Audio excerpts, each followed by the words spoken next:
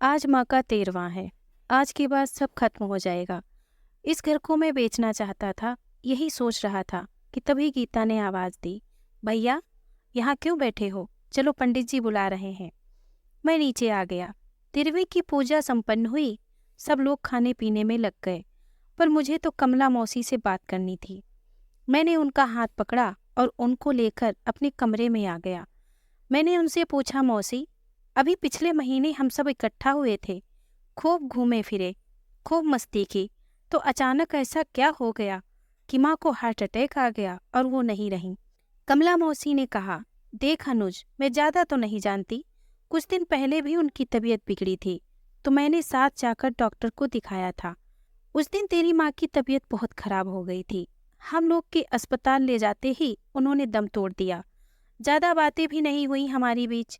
फिर मौसी ने कुछ याद करते हुए कहा, जब मैं रामू काका के फ़ोन पर यहाँ आई थी तो उस समय एक सफ़ेद लिफाफा तेरी माँ ने रामू काका को दिया था और कहा था कि तुझे दे दें। शायद उस लिफाफा में कुछ हो। इतना बताकर मौसी चली गई।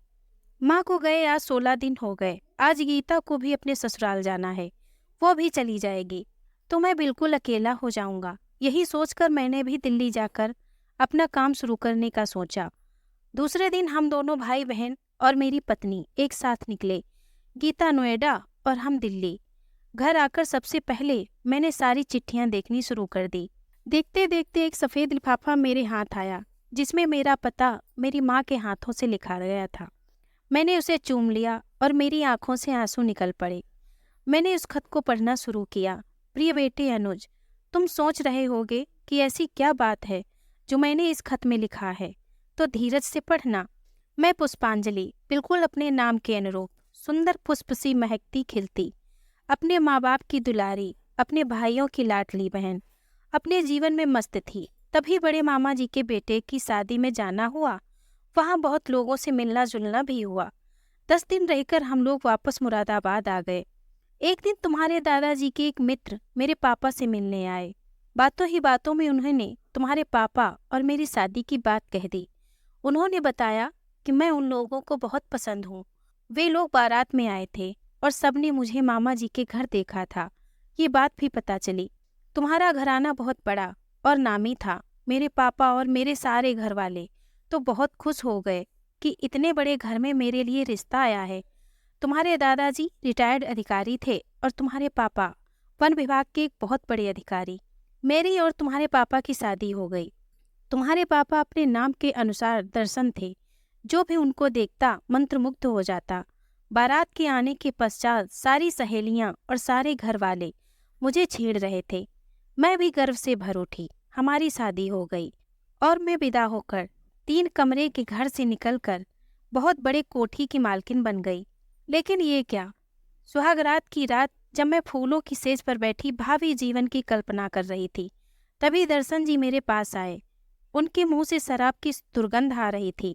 मैं चुप तो थी ही, अब डर भी गई। उन्होंने कहा, पुष्पांजलि, मुझसे कोई ज़्यादा आशा न रखना। ये शादी मैंने मेरे माँ बाबूजी की मर्जी और ख़ानदान को आगे बढ़ाने के लिए की है। ये कहकर वो कमरे से निकल गए। अब मैं क्या करती? मेरे अरमानों पर पानी फिर गया। विदाई के समय मेरी माँ ने कहा था, दुख सुख आते जाते रहते हैं, अब वो ही तेरा घर और परिवार है, हमारी इज्जत बनाकर रखना। इसीलिए अब उस घर भी नहीं जा सकती थी। मैंने कपड़े बदले और सारे फूल हटाकर सोने की कोशिश करने लगी। जाने कब नींद आ गई मुझे। सुबह कमला मौसी ने दरवाज़ा खटखटाया तो मेरी नींद खुली। मैंने दरवाज़ा खोला तो सामने कमला मौसी के साथ मेरी सासू माँ खड़ी थीं। उनको देखकर मेरे मन में नफरत की आंधी आई, पर मैंने तुरंत खुद को संभाला और उनके पैर छुए। उन्होंने कहा, बहू, चाय पीकर तैयार होकर नीचे आ जाओ। कमला मौसी कमरे में आकर चाय बनाने लगीं।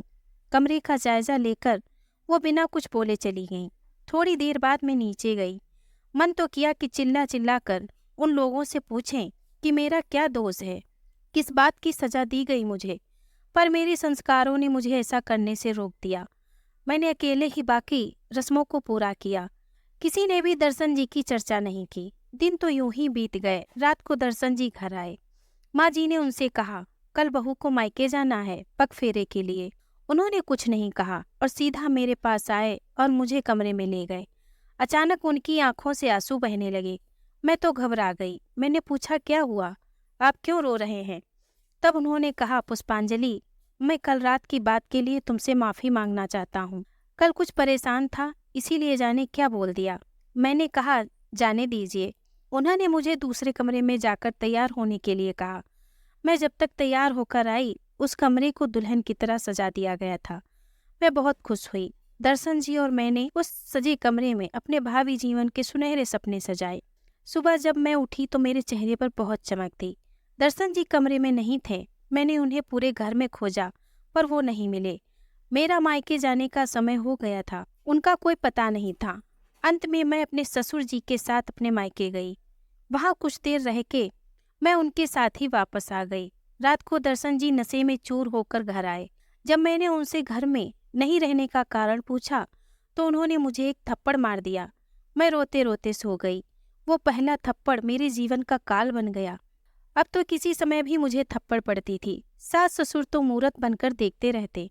दर्शन जी का जब मन होता घर आते, जो मर्जी होती वहीं करते। मेरे मायके वाले और सब बाहर वाले यही जानते थे कि मैं बहुत खुश हूँ, बहुत सुखी हूँ। इसी बीच मुझे पता चला कि मैं माँ बनने वाली हूँ। मैंने सोचा कि शायद अब मेरे दिन सुधर जाएं। मैंने दर्शन जी को ये बात बताई। वो बहुत गुस्सा हुए और बच्चा गिराने के लिए मुझे डॉक्टर के पास ले गए। मैंने अकेले में डॉक्टर के हाथ पैर जोड़े तो उसने दर्शन जी को बुलाया और कहा, इनकी हालत ऐसी नहीं कि कुछ किया जाए, इनकी जान जा सकती है। जाने क्यों दर्शन जी मुझे घर ले आए। इस तरह मैंने तुम्हारे जन्म की राह आसान कर दी। तुम्हारे जन्म में मेरे सूने जीवन को खुशियों से भर दिया।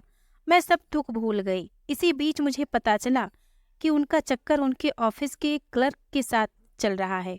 मैं इस बात को जानकर भी अनजान बनी रही और तुम्हारा पालन पोषण करने में लगी रही। धीरे धीरे उन्होंने घर आना बिल्कुल ही बंद कर दिया। ये सब देखकर बाबूजी ने बिस्तर पकड़ लिया। उनकी सेवा भी मैं करती।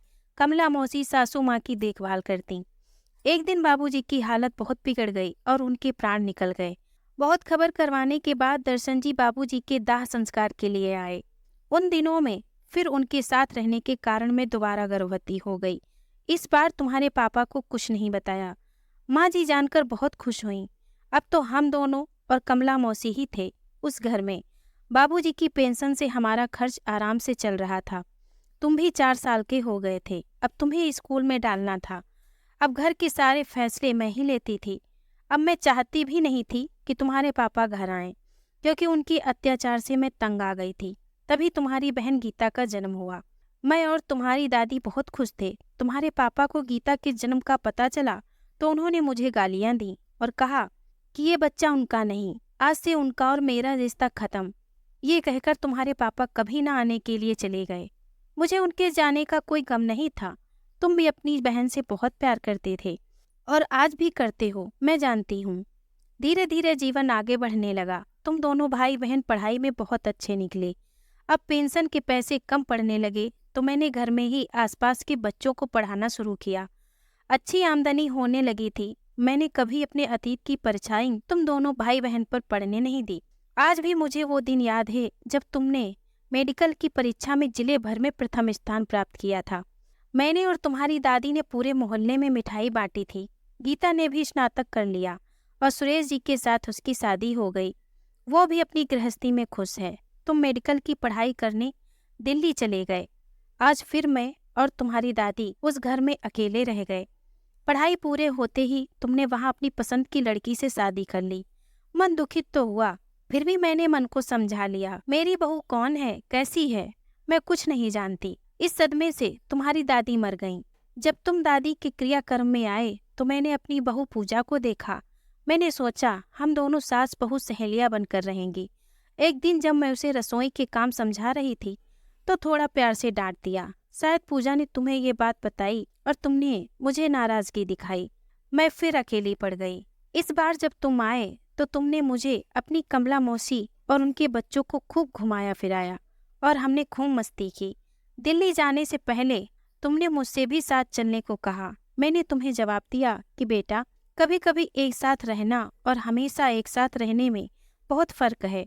तुम लोगों का अपना रहन सहन है, मेरा अपना तरीका है। बहुत सारी बातें हम लोगों को एक दूसरे की पसंद नहीं आएंगी, जो घर में कलह का कारण बनेंगी। तब तुमने कहा, माँ मुझे दिल्ली में फ्लैट लेना है, पर आप वहाँ रहने चलती तो ये घर मैं बेचकर वहाँ फ्लैट ले लेता। वैसे भी ये घर बहुत पुराना हो गया है। मैं इस बात पर बिल्कुल भी तैयार नहीं हुई। तब तुमने कहा, माँ आप बहुत स्वार्थी हो। मेरे दिल्ली वाले मकान मालकिन ने अपने बेटे के लिए अपना घर बेचकर उसे पैसा देकर बिजनेस करवा दिया।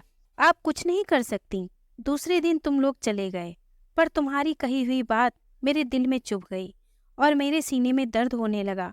मैंने कमला को बुलाया और उसको मकान के पेपर बनवाने को कहा। कमला ने ही मुझे अस्पताल में भर्ती किया। एक बार तो मैं अच्छी होकर घर आ गई, पर मैं अब जीना नहीं चाहती थी। बस ये खत लिखने और पेपर पर साइन करने के लिए मेरे प्राण बचे थे। इस खत के साथ मकान के पेपर भी हैं, साइन किया हुआ। अब मैं भी नहीं, जो मन हो तुम्हारा तुम करना। सदा खुश रहो, तुम्हारी स्वार्थी माँ। पत्र पढ़कर मैं तो जड़वत हो गया। पूजा ने आकर मुझे झकझोर दिया। तब मैं जोर जोर से रोने लगा और माँ से माफ़ी मांगने लगा। दोस्तों, अगर आपको ये कहानी पसंद आई हो तो प्लीज़ इसे लाइक और शेयर करें। अगर आप हमारे चैनल पर नए हैं तो प्लीज़ इसे सब्सक्राइब करें। धन्यवाद।